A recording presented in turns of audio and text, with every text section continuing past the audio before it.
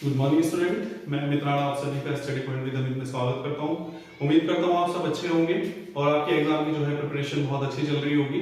लगभग आपके exam complete हो ही गए हैं, एक दो एग्जाम बचे हैं आपके। तो आज हम बात करेंगे किसकी, बीएड सेकेंड ईयर की। ठीक है, बीएड सेकेंड ईयर में आपका जो नेक्स्ट एग्जाम है वो है ज्ञान एवं पाठ्यक्रम, नॉलेज एंड कैरिकुलम। ठीक है, देखिए अभी तक आप लोगों के पेपर हमेशा अच्छे हुए हैं, 100% क्वेश्चन आप करके आए हैं, बहुत अच्छे से करके आए हैं।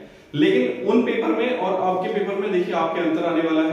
आप समझ लीजिए, हमेशा अपने दिमाग को इसको तैयार करके जाइएगा कि पहले आप एक पेपर कर रहे थे 40 मार्क्स का, ठीक है, और उसमें आ रहे थे 2 लॉन्ग क्वेश्चन, ठीक है, और अब जो आप पेपर करेंगे वो है 80 मार्क्स का, ठीक है, और इसमें आएंगे 3 लॉन्ग क्वेश्चन। ठीक है, मतलब 15 नंबर के 3 आएंगे और 5 आएंगे इसमें शॉर्ट। ठीक है, जो 5 इसमें 3 लॉन्ग आएंगे और 5 शॉर्ट आएंगे। ठीक है, ये आएंगे आपके 25 नंबर के, 25 नहीं 35 के। ठीक है, यानी 15 किया 45 और 35। ठीक है, कितने हो गए 80 नंबर। तो ये 80 मार्क्स का आपका पेपर है। अभी तक क्या कर रहे थे आप, आपको एक लॉन्ग क्वेश्चन करने के लिए आराम से 1 घंटा मिल रहा था। ठीक है, एक लॉन्ग क्वेश्चन करने के लिए आपको 1 घंटा मिल रहा था, लेकिन अभी क्या है, एक लॉन्ग क्वेश्चन करने के लिए आपको 40 मिनट्स मिलेंगे। ठीक है, एक लॉन्ग क्वेश्चन करने के लिए क्या मिलेंगे आपको 40 मिनट्स मिलेंगे, तभी आप 120 मिनट में यानी 2 घंटे में 3 लॉन्ग क्वेश्चन कर पाएंगे। अब ये 40 मिनट्स में एक लॉन्ग क्वेश्चन करने के लिए आपकी स्पीड अच्छी होनी चाहिए, राइटिंग अच्छी होनी चाहिए और टाइमिंग कवर करके चलेंगे आप। ठीक है, बिल्कुल भी टाइम वेस्ट नहीं करेंगे। देखिए अगर सॉरी अगर यहाँ आपका क्वेश्चन छूट जाता है या शॉर्ट क्वेश्चन छूट जाता है तो बहुत समस्या होती है, फिर आपके मार्क्स कहीं ना कहीं नहीं मिल पाते, क्योंकि जब तक हम लिखेंगे नहीं तो तब तक मार्क्स कैसे मिलेंगे हमें। ठीक है, तो आप समय को कवर कीजिए। आपकी लिखने की जो स्पीड है वो ऐसी होनी चाहिए कि आपके कोई भी क्वेश्चन छूटे ना, बस इस चीज का ख्याल रखिएगा, अच्छे से लिखिएगा, अच्छी राइटिंग में लिखने का प्रयास कीजिएगा। ठीक है, चलिए ये तो होगी आपकी बेसिक। अभी आपके 2 एग्जाम है, एक ये है और एक असेसमेंट है। ठीक है, कल जो इसके बाद जो लेक्चर होगा उसी का होगा। ठीक है, उसके बाद जो एग्जाम है वो उसी का है। तो आपके 80 मार्क्स के 2 ये पेपर है, इनको आप अच्छे से कीजिएगा। देखिए आज इसमें थोड़े से इंपॉर्टेंट टॉपिक देख लेते हैं, क्या क्या आएगा, कैसे आता है। सबसे पहले आप यहाँ 2 चीजें पकड़ लीजिए। क्या, सबसे पहले मैंने आपको बताया कि हम टॉपिक को ही पकड़ने का प्रयास करते हैं, तो यहाँ तो सिलेबस ही हमारा जो सब्जेक्ट है वही क्या है हमारा ऐसा है। तो इसमें सबसे पहले आपका क्या है, ज्ञान। ठीक है, अब ज्ञान को आप जितना ज्यादा से ज्यादा पढ़ सकते हैं, ज्यादा से ज्यादा देख सकते हैं, यहां से क्वेश्चन आपका 101% एक लॉन्ग क्वेश्चन आना ही आना है, चाहे वो कैसे भी घुमा दे। ठीक है, लेकिन हमें क्या करना है, पूरा टॉपिक तैयार करना है, ना कि इसके पार्ट्स को ध्यान देना है। ठीक है, इसके पार्ट्स में क्या क्या आ सकता है, देखो अर्थ, ठीक है, प्रकृति, ठीक है, अर्थ, प्रकृति, महत्व, प्रकार, ठीक है, ये सब जो है इसके पार्ट्स हैं। और प्राप्ति के स्रोत, ठीक है, प्राप्ति के स्रोत। तो ये टॉपिक आप तैयार कर लेंगे, यहां से आप 100% सोच लेना कि यहां से क्वेश्चन आएगा ही आएगा। ठीक है, अब ज्ञान क्या है, ज्ञान देखो, ज्ञान क्या है कि किसी व्यक्ति को अंधकार से प्रकाश की ओर ले जाए तो वो ज्ञान है उसके लिए। ठीक है, अंधकार से प्रकाश की ओर ले जाए तो वो क्या है, ज्ञान है। अज्ञानता से ज्ञानता की ओर ले जाए, अज्ञानता से ज्ञानता की ओर ले जाए तो वो क्या है, प्रकाश है। ठीक है, और अंधविश्वास से विश्वास की ओर ले जाए तो वो क्या है, ज्ञान है। तो इस तरह से आप ये सारी चीजें समझ लीजिएगा। प्रकृति भी है, जब मैं इसकी मैराथन आपको दूंगा तो उसमें मैं बता दूंगा आपको, और प्राप्ति के स्रोत भी हैं। ठीक है, तो इस टॉपिक को आप अच्छे से तैयार कर लीजिएगा, यहां से एक क्वेश्चन आएगा ही आएगा। ठीक है, इसके बाद क्या है, इसके बाद आपके थिंकर है। ठीक है, जो आपके एजुकेशन में थिंकर हैं, ठीक है, उनका आप देखिए क्या क्या पढ़ेंगे, रूसो के अनुसार, ठीक है, डीवी के अनुसार, ठीक है, और डॉक्टर बी आर अंबेडकर, ठीक है, बी आर अंबेडकर,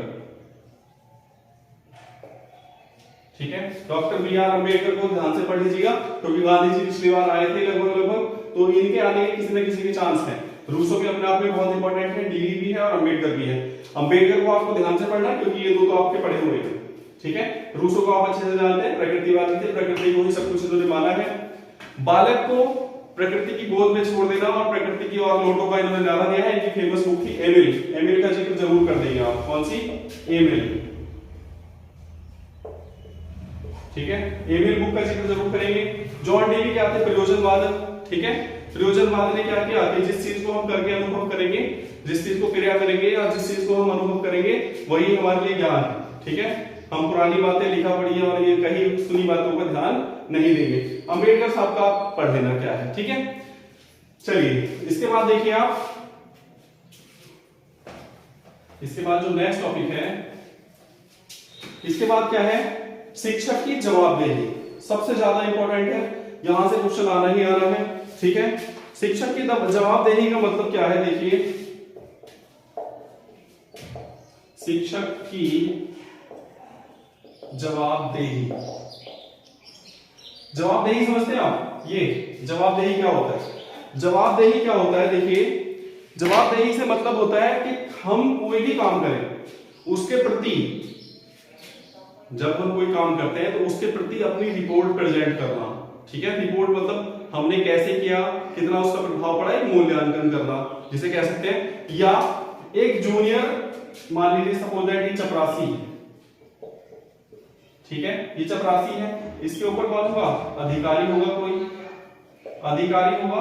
तो ये चपरासी क्या करेगा? जब कोई काम करेगा, मान लीजिए हमने बाजार भेजा बैंक के काम से, ठीक है। अब बैंक के काम से जब ये गया, तो जब ये काम करके वापस आएगा तो किसको जवाब देगा?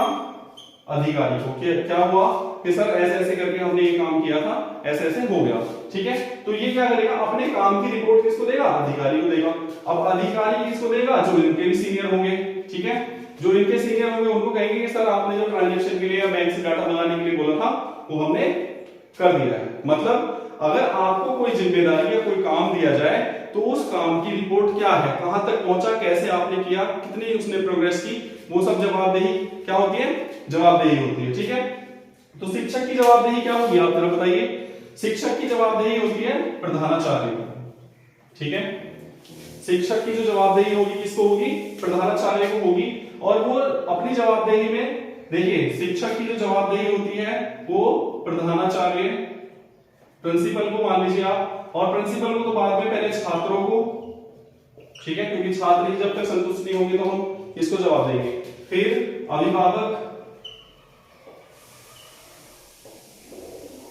ठीक है, अभिभावक, और ये हो गए। फिर किसको देगा? प्रिंसिपल को देगा, डीआईएस को देगा। एक ऐसे चैन चलती चली जाती है ऊपर तक। तो उस तरह से वो जवाबदेही शिक्षक करता है, ठीक है। अपने पाठ्यक्रम के अनुसार, सिलेबस के अनुसार हम रिपोर्ट करते हैं। देखिए, शिक्षक की भी एक डायरी होती है, डेली वर्क की, है ना। हम रिपोर्ट करते हैं कि सर हमारा 3 मंथ में इतना सिलेबस हो गया, इतना और रह गया, ठीक है। बच्चों को हम जवाबदेही कब देते हैं? जब उनका मूल्यांकन करते हैं तो बच्चे क्वेश्चन पूछते हैं, सारी चीजें होती है, तो उसका जवाबदेही भी हमारी बनती है। फिर पीटीएम होती है, तो पीटीएम में हम शिक्षकों के, मतलब छात्रों के पेरेंट्स को, ठीक है, जब पेरेंट्स मीटिंग होती है तो हम छात्रों के पेरेंट्स को भी जवाबदेही देते हैं, ठीक है। वो अपने क्वेश्चन पूछते हैं, सर हमारा बच्चे में डेवलप नहीं हो रहा है, ये सब्जेक्ट ऊपर नहीं आ रहा है, ये सब्जेक्ट नीचे जा रहा है, ऐसे कर रहा है, वैसे कर रहा है। तो उसकी जवाबदेही किसकी है? शिक्षक की है। और हर पल सबसे ज्यादा जो जवाबदेही होगी वो किसकी होगी? प्राचार्य की या प्रधानाचार्य की? प्राचार्य, ठीक है, प्राचार्य या प्रधानाचार्य, इनको सबसे ज्यादा रिपोर्ट करता है शिक्षक, क्योंकि डेली की डेली या हर दूसरे तीसरे दिन प्रधानाचार्य साहब बुला के इंक्वायरी करते हैं, ठीक है। तो शिक्षक की जवाबदेही ये सब होती है, इनको आप ध्यान से पढ़ लीजिएगा, ठीक है। फिर देखिए क्या है, फिर है हमारा शिक्षा तथा समाज में संबंध।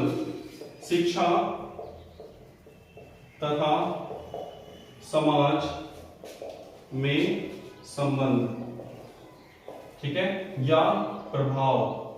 प्रभाव क्या है? संबंध देखिए पहले तो, देखिए शिक्षा और समाज, शिक्षा और समाज आपस में ऐसे, मतलब एक कह लो दो बहनें हैं, ठीक है, या एक सिक्के के दो पहलू हैं जो एक दूसरे के बिना नहीं चल सकते। देखिए ये शिक्षा है और ये समाज, ये शिक्षा है, ये समाज है। अब आप देखते हैं कि समाज के अकॉर्डिंग तो शिक्षा समय के अनुसार परिवर्तित होती है और शिक्षा के अनुसार समाज परिवर्तित होता है। समझ रहे आप? जो एजुकेशन से रिलेटेड फैमिली होगी या समाज होगा वो अच्छा होगा, और जिसमें लिटरेसी कम होगी जिस समाज में, तो वो समाज का रहन सहन और सब चीजें अलग होती है। तो अब जिनकी स्थिति खराब है उनको सुधारने के लिए किसकी जरूरत पड़ती है? शिक्षा की। ठीक है, और जिनके पास शिक्षा है सामाजिकता नहीं, तो उनको सामाजिकता की जरूरत पड़ती है। तो ये आपस में ऐसे एक सिक्के के दो पहलू के आपस में एक दूसरे के हमेशा रिलेट में रहते हैं, संबंध में रहते हैं। समझ रहे हो? शिक्षा के बिना समाज अधूरा है, समाज के बिना शिक्षा अधूरी है। ठीक है, जॉन डीवी साहब ने कहा है कि शिक्षा मतलब हमारा जो विद्यालय है वो समाज का एक लघु रूप है। ठीक है, तो समाज का जो निर्माण होता है वो कहां से होता है? शिक्षा से, विद्यालय से। ठीक है, और विद्यालय में शिक्षा किस प्रकार की दी जा रही है? समाज के अकॉर्डिंग, जैसे हमारा समाज और संस्कृति चल रही है उसके अकॉर्डिंग हम क्या करते हैं? शिक्षा देते हैं। ठीक है, तो ये होगी हमारी संबंध। अब प्रभाव भी इसी तरह होता है कि शिक्षा का समाज पर क्या प्रभाव पड़ता है और समाज का शिक्षा पर क्या प्रभाव पड़ेगा। ठीक है, तो ये आप तैयार कर लीजिएगा अच्छे से, ये टॉपिक भी अच्छा है आपका, आने वाला चांस है। फिर है हमारा भारतीय संस्कृति। उम्मीद करता हूं आप सबको ये सब समझ में आ रहा होगा। और जो हमारे देखिए अभी तक आपने जितनी प्रोडक्शन देखी है, मतलब जितनी हमने वीडियोस बनाई है 99% वाली, 99% वाली, या एग्जाम से पहले हमने गैस पेपर तैयार किया है, उसमें से कम एवरेज अगर निकाल के चले तो 80% तो फंस ही रहा है अभी तक। ठीक है, first year BEd first year से पूछ लीजिए, बीएड सेकंड ईयर से आप खुद अपना जजमेंट कर सकते हैं। पुरानी वीडियो पढ़िए, पेपर उठा के देख लीजिएगा, मेरे सब प्रूफ की कोई जरूरत ही नहीं है। ठीक है, देखिए उम्मीद करता हूं आपको सारी चीजें समझ में आ रही होंगी। मैं आप लोगों से केवल एक ही रिक्वेस्ट करता हूं कि प्लीज आप चैनल को ज्यादा से ज्यादा शेयर कीजिए, ज्यादा से ज्यादा वीडियो को वायरल कीजिए। ठीक है, क्योंकि मैंने आपसे कभी कुछ नहीं कहा, बस यही चीज कहता हूं कि बस प्लीज आप चैनल को शेयर कीजिए ज्यादा से ज्यादा, और जो हमारे बीएड और बीटीसी से रिलेटेड बच्चे हैं उनको आप शेयर कीजिए। ठीक है, या बीए एजुकेशन एमए एजुकेशन कर रहे हैं वो लोग भी, उनके लिए भी बेनिफिशियल है हमारी वीडियो। ठीक है, और जैसे भी मैं आपको बता ही चुका हूं कि हम लोग जल्द ही आपका यूपी टेट का बैच स्टार्ट कर रहे हैं। तो जो बच्चे यूपी टेट के बैच में एडमिशन लेना चाहते हैं ये तो वो हम मुझसे संपर्क कर ले 9045535956। ठीक है, ये मेरा व्हाट्सएप नंबर है, आप इस पर व्हाट्सएप करके मुझे बता सकते हैं कि सर हम इंटरेस्टेड हैं आपकी क्लास लेने के लिए, चाहे वो ऑनलाइन हो या ऑफलाइन हो, फीस वगैरह भी यहीं पे आपको बता दी जाएगी। ठीक है, बहुत जल्दी हम स्टार्ट करने वाले हैं यूपी टेट का, क्योंकि आपका एग्जाम खत्म हो गया, आप फटाफट से आप क्या करेंगे? यूपी टेट की तैयारी में जुट जाइए, क्योंकि यूपी टेट बहुत जल्दी आने वाला है और 2024 में चुनाव आ रहे हैं, चुनाव से पहले कहीं ना कहीं वैकेंसी भी आएंगी। ठीक है, तो अगर आपका यूपी टेट वगैरह क्लियर होगा तो आप यूपी टेट उसकी सुपर टेट वगैरह की तैयारी के लिए आप बिल्कुल तैयार होंगे। ठीक है, तो ये आप अच्छे से कर लीजिएगा। फिर देखिए क्या है टॉपिक हमारा, भारतीय संस्कृति। भारतीय संस्कृति।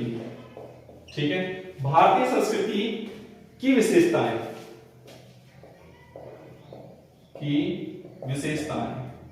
ठीक है, विशेषताएं देख लीजिएगा। फिर हमारा जनतंत्र या लोकतंत्र, जनतंत्र अथवा लोकतंत्र। ठीक है, जनतंत्र अथवा लोकतंत्र, इनको आप अच्छे से देख लीजिएगा। फिर इसके बाद क्या है हमारा समाजवाद। समाजवाद, ठीक है, समाजवाद क्या है?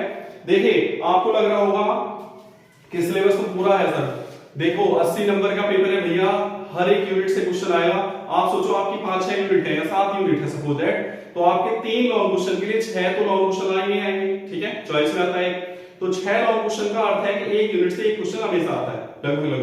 ठीक है, तो हमें हर यूनिट हर पार्ट को पढ़ना है ताकि कोई भी हमारा पार्ट छूट ना जाए, ताकि एक क्वेश्चन हमारा छूट ना पाए। ठीक है, हमें पता है आपने तैयारी कर ली, लेकिन इन चीजों पे जो मैं बता रहा हूं इन टॉपिक्स पे ज्यादा ध्यान दीजिएगा। ठीक है, इसके बाद क्या है समाजवाद, इसके प्रकार और विशेषताएं। ठीक है, इनको आप अच्छे से देख लीजिएगा, ये बहुत ज्यादा इंपॉर्टेंट है। फिर है हमारा राष्ट्रीय एकता। राष्ट्रीय एकता, राष्ट्रीय एकता मतलब हमारे देश में देश प्रेम की भावना को उत्पन्न करना या भाईचारा बढ़ाना। ठीक है, ये सब इसी में आता है राष्ट्रीय एकता में। ठीक है, इसके बाद क्या है शिक्षण, ये सबसे अच्छा टॉपिक आ रहा है, शिक्षण या अधिगम। शिक्षण या अधिगम। शिक्षण और अधिगम मैंने बहुत अच्छे से पढ़ाया हुआ है, आप मेरी कोई सी भी शिक्षण अधिगम की वीडियो उठा के देख लीजिएगा, बहुत अच्छी अच्छी वीडियो है, वो पढ़ लीजिएगा, वहां से शॉर्ट में आपको सारी चीजें समझ में आ जाएगी। ठीक, उसके बाद क्या है, प्रजातंत्र, डेमोक्रेसी। ठीक है, प्रजातंत्र देख लीजिएगा आप। फिर उसके बाद क्या है, बहुसंस्कृतिवाद।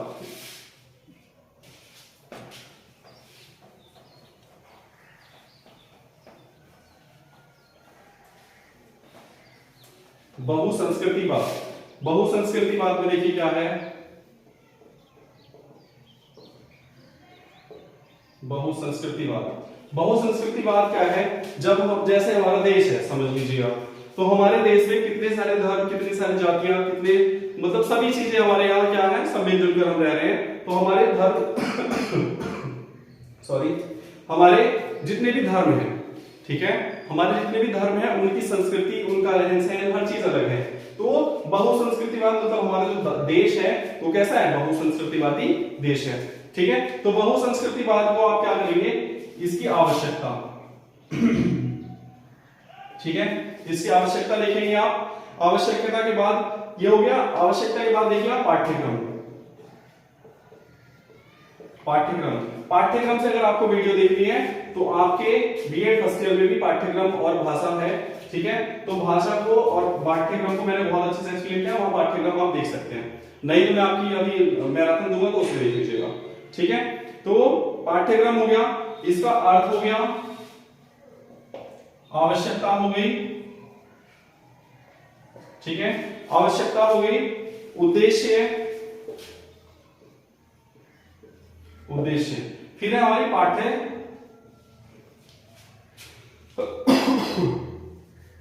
पाठ्यचर्या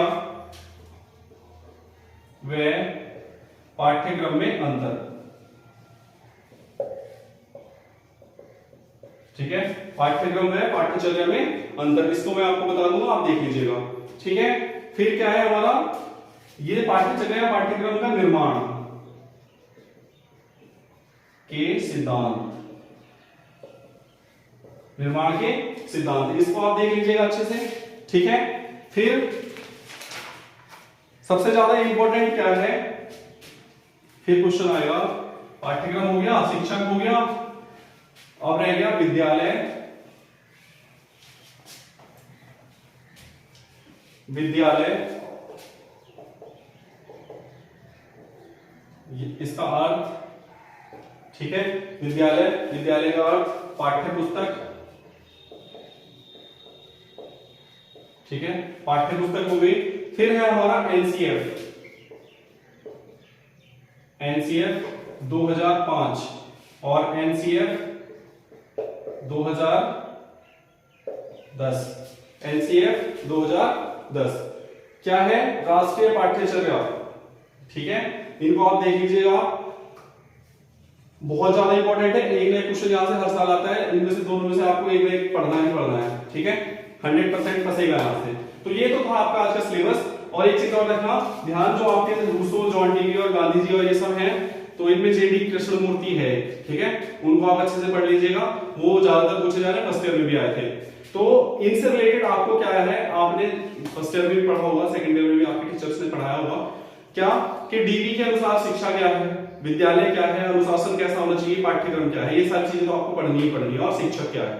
ठीक है, तो हर किसी के क्षेत्र में पढ़ेंगे, आपसे शॉर्ट में पूछ सकता है कि रूसो के अनुसार या प्रकृतिवादी योग के अनुसार शिक्षक की क्या भूमिका है, या पाठ्यक्रम था या नहीं था, अनुशासन है या नहीं है, या नारी शिक्षा। ठीक है, निषेधात्मक शिक्षा को आप ज्यादा से ज्यादा देख लीजिएगा, पूछ सकता है। तो ये आपके आज के टॉपिक है। 80 नंबर का पेपर है, तो जाहिर सी बात है टॉपिक भी ज्यादा होंगे। तो उम्मीद करता हूं आपको ये सारी चीजें समझ में आ गई होंगी। अगर देखिए, अगर आपको ये चीजें समझ में नहीं आई कोई टॉपिक, तो आप मुझे आज दोपहर तक प्लीज बता दीजिएगा। ठीक है, या शाम तक मैं आपकी मैराथन आज शाम में डाल दूंगा, 1 घंटे की लगभग, तो उसमें आपको सारे टॉपिक में क्लियर करके दे दूंगा। ठीक है, उम्मीद करता हूं आपको खुद से समझ में आ जाएगी, नहीं आई तो मैं हूं आपकी हेल्प के लिए। और बाद में यही कहूंगा कि चैनल को लाइक कीजिएगा, शेयर कीजिएगा, सब्सक्राइब कीजिएगा, ज्यादा से ज्यादा इस फैमिली को बढ़ाने का प्रयास कीजिए। Thank you.